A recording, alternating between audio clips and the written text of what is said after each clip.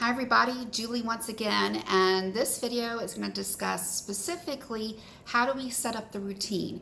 I'm going to focus right now on those who are coming to this from the public school and the coronavirus situation is all kind of being thrust in them unexpectedly. For those of you who are my traditional homeschoolers who come under the homeschool laws and things like that, we have a little bit more flexibility and freedom to our day, and we also have a little bit more time to figure all of this out. So first of all, for those of you who have been coming to this because you're now kind of quarantined or in stay-at-home situation, your kids' school has been closed, and oh, by the way, now you have to stay home and attempt to get work done and get your kids' education done as well. So really the first simple thing we're going to do is figure out routine. To me, routines are the only way to stay sane, straight up, because otherwise you'll go crazy and it feels like, you're just like, chicken with the head cut off and just run around and you have no idea what's going on. You might have seen the memes or the little prints of like kind of the schedules going out, and then of course all the jokes that are running around it. And that's really true because part of this is just flexibility. You have to be flexible in this situation. We need routine to stay sane, but we also need flexibility to stay sane. This is not going to be your militaristic environment because it just doesn't work, in my opinion. The first thing you want to do, of course, obviously, is check in with your school system. Many of you who are doing public school at home right now, your school system, your school teachers and school board, whatever, somebody is probably offering some kind of guidance on what you're supposed to be covering. There are a lot of schools right now who are offering e-learning, basically your video, your virtual classes, especially the higher you get up in the school grades. So, first of all, figure out when those are, book them. I do recommend, at least for your first time going through, start about a half an hour before the class, figure out all of your technical mumbo jumbo, figure out how to do your sound, figure out how to kind of block out extraneous noise for your child, how to work the computer, all that fun stuff, figure it out in advance, okay? And you may want to stick around for your kid's first online class, just in case there are technical snafus. So be nearby if something breaks or the battery goes dead on the laptop or whatever it might be. But in general, you want to figure out the educating situation and then work your work routine in around it. So if your child is being put in those video courses, those are time sensitive. Obviously, it's like an appointment on your calendar. So those are kind of first priority or get first dibs in a certain sense. So figure that out first, whenever those are going to happen, and just block it off in your calendar. I highly recommend working with some sort of calendar system on the computer. Frankly, I'm just a big fan of Outlook because that's what I'm used to. That's what most of us are used to. So kind of that visual print of the week and like when are things happening today and tomorrow and the next day and so on. Either print that out for yourself so you can handwrite it in, create your own little block system, whatever you like, or write it out. That way you're not accidentally double booking yourself. So one child has to be on this computer and by the way, this kid needs to be on the same computer and all that kind of crazy stuff. So figure out where your scheduled things are at home, okay? Now around that, you want to look at whatever assignments have been sent home. Some schools are going to record a video that they can watch anytime, which is great. Some teachers are just sending assignments home. So you want to make sure, of course, just like your kid does, and they know when things need to be turned in, so stuff is done on time.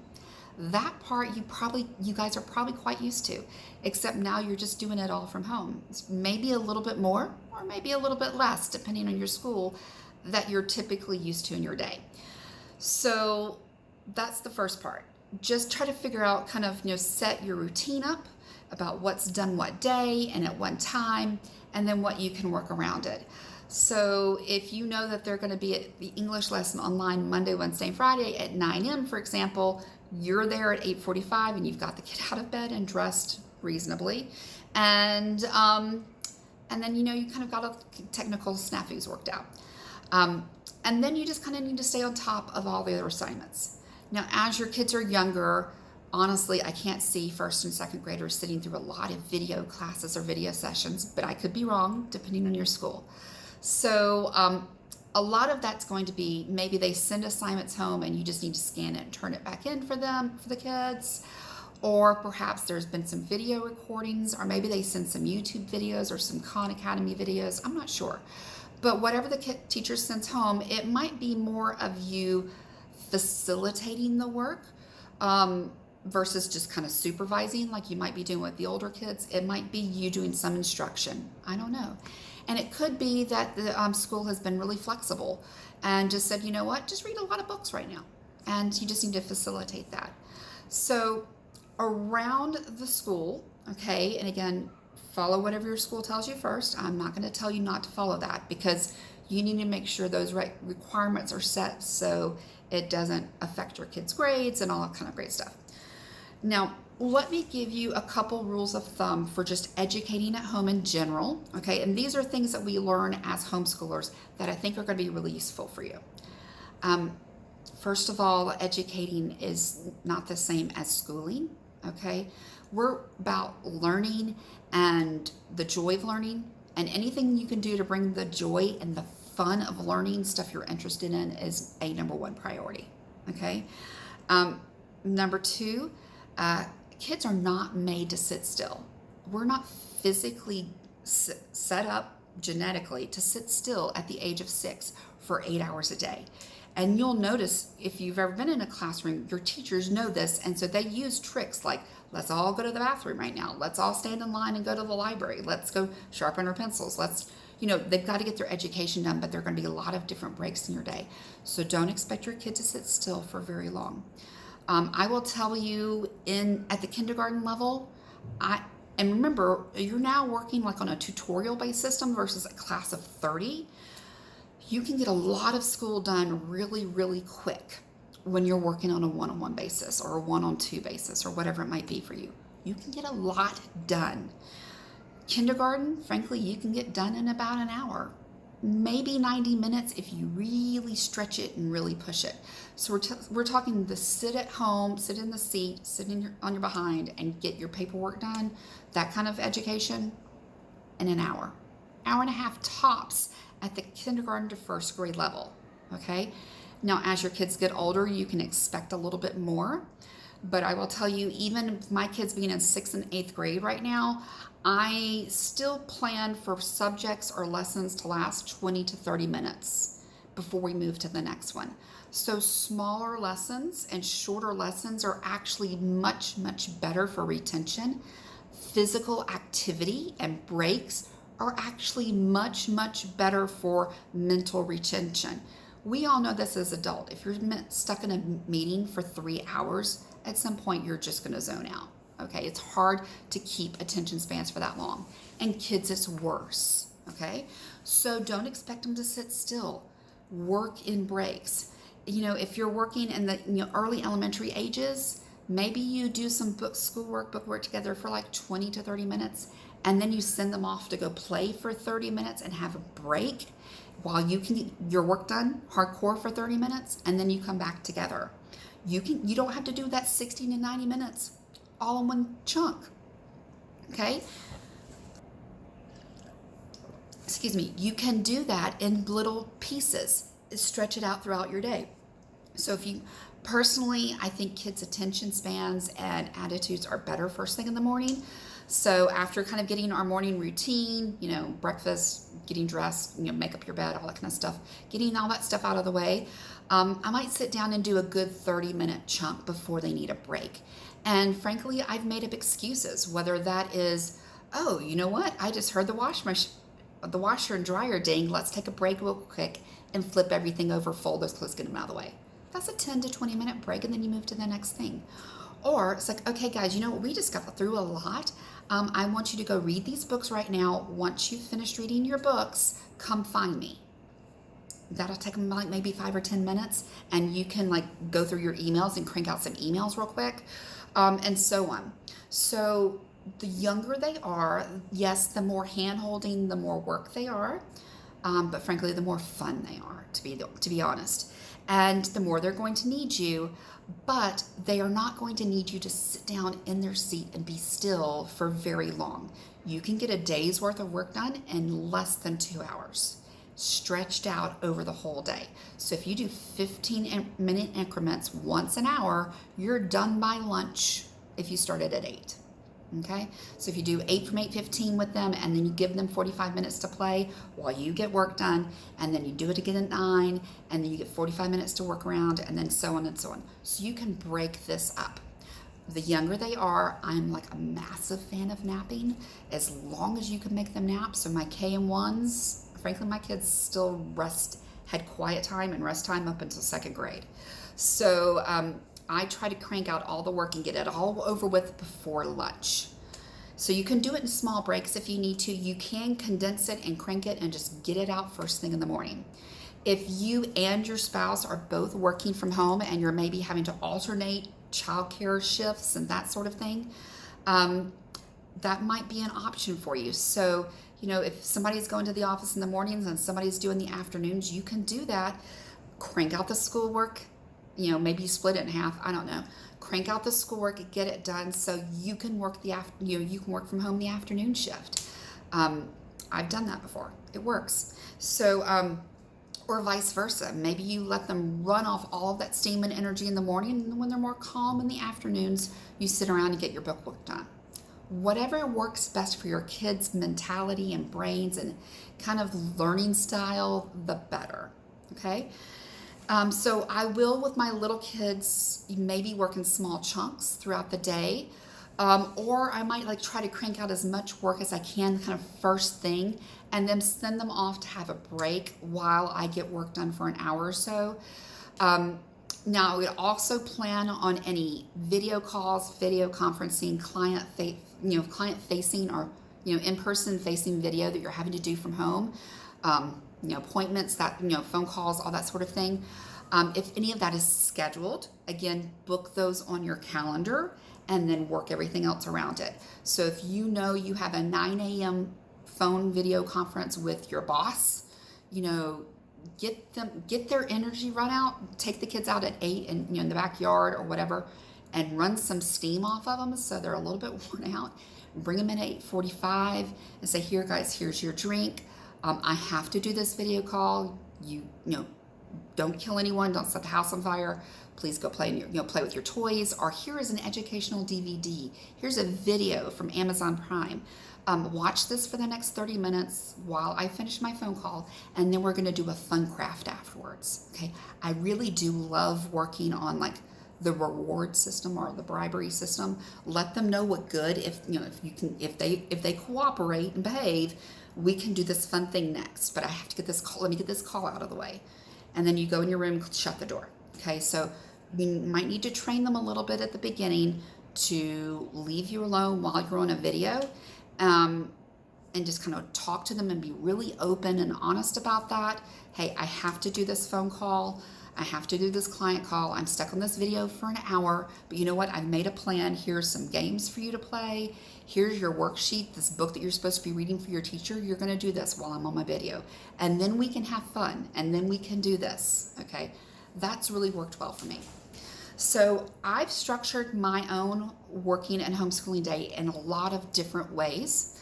When my kids were very young, we would do homeschool from 9 to 12. And straight homeschool, I just hardcore, straight up homeschool, got everything done in the morning. Then we had lunch at 12, and I started my work day at 12:30, and did client calls back to back from 1 to 5 because I had afternoon childcare. So I have done that before. You can definitely do that. So you can kind of block chunk it if your kids will cooperate with you, especially if it's stuff where you have to be nonstop on the phone. I've found that works really well. As my kids got older and they were a lot more independent in their work, I could give them a list of assignments, and I would kind of give them a checklist so they could scratch it off.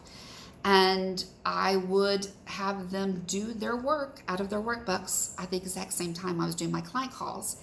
But what I would do is I would do my client calls for an hour and then schedule a break for myself. So from 9 to 10, I did my calls, and then from 10 to 10:30, I scheduled a break with no calls, so I could run out there and check on them very quickly. And if there were no problems, if they didn't need me or didn't have any questions about math or whatever, I could kind of get all that stuff done in that half hour. Or if they didn't need me, I could come back and work in my office with the door open for 30 minutes, running through emails and cranking out, whatever paperwork and nonsense I had to do for 30 minutes. And then I got back on the phone at 10:30, did another hour, took a break, and so on. So I really do recommend that if you're going to be a lot of phone calls, a lot of video facing, whatever it might need to be, that you schedule maybe condense that, schedule them together so you can take breaks in between, check on your kids, especially as they get older and may need you on a consistent basis less, but you might need to check in so you can help them with issues and that sort of thing. Any work where you need to close the door and be uninterrupted, I try to kind of block chunk together, like while I'm recording a video right now. And then I try to work with my door open, or work out at my dining room table, so where I could do work that's interruptible as well.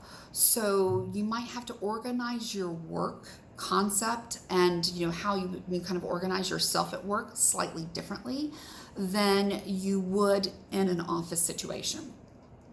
Now, don't be afraid to take your work, especially if you needed to kind of like block chunk it after the kids are in bed. I've done a lot of work from 8 to 11 every night. You can get a lot of work done if you're not interrupted from 8 to 11, or do it before the kids get up in the morning if you're a morning person. So you can do a lot of work from 6 to 9 and let the kids sleep in a little bit, and so on and so on. You just need to get the work done, and make your appointments and your videos when you need. So it may help your kids to kind of write out a routine. It may help your kids and you to write out a list of your to-do and just kind of make sure you're marking them off on a consistent basis.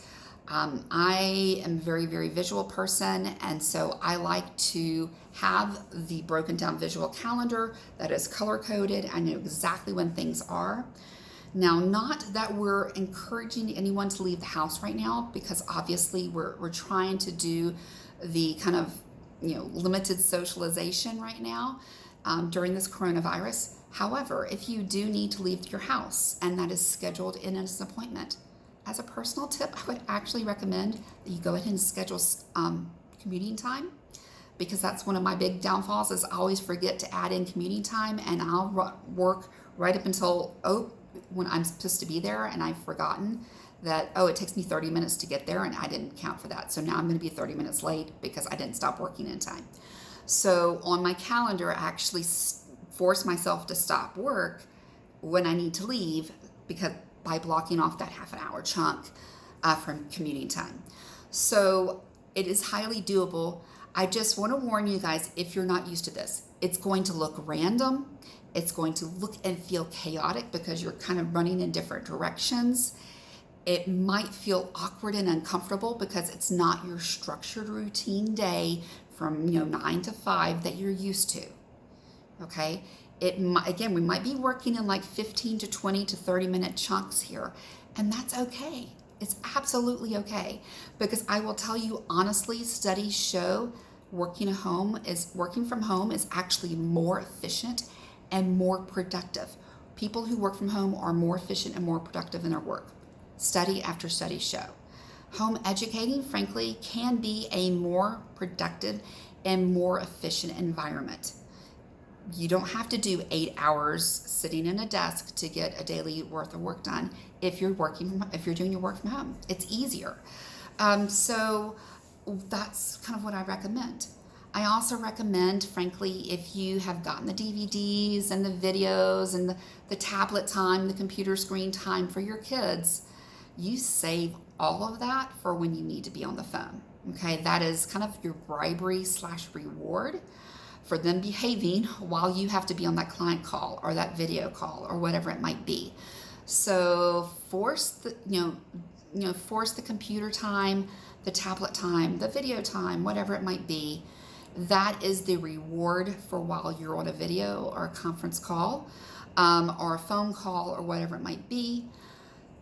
And the time that you have together otherwise is spent making memories and having a blast with your kids and playing that board game, Monopoly and Payday and all those kind of board games with money. That's a lot of money and math and life skills. Maybe the reward is, cooking together, brownies, that's fractions, cookies. You can do a lot of math and fractions with cooking. Maybe it is letting them Skype and video chat with their friends while you're on your video call. So it's all bribery. But the rest of that free time is free time with your kids that you're not going to normally get. I kind of think of this as, if you were cloistered in your house in the middle of a snowstorm in January. Okay, if in the blizzard, there's always one big blizzard every year. Well, it's like that, only longer. We're going to be doing this for a few weeks. So think about how we can make this time memorable. How can we make this time fun for your kids? So it's going to be that funny, silly story they tell 20 years from now that you're all going to reminisce about.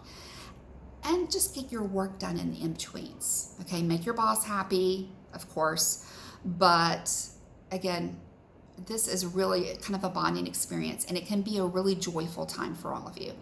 And for some of you, you may enjoy this so much that you're interested in coming over to the dark side and truly homeschooling and working at the same time. And I have resources available for you if that should be the case. And I would love to help you through that experience if that should happen after this is all over. So in the meantime, I hope this has all been helpful for you. If you have more questions about kind of dealing with all of this, please let me know. I've been doing this again for 9 years now and counting. And I have loved most minutes of it. Not math. I don't like fractions. I'll tell you right up now. Math is not my friend. But other than that, this has been a lot of fun. And I think you're going to find your kids are going to blossom, and so are you. Talk to you soon.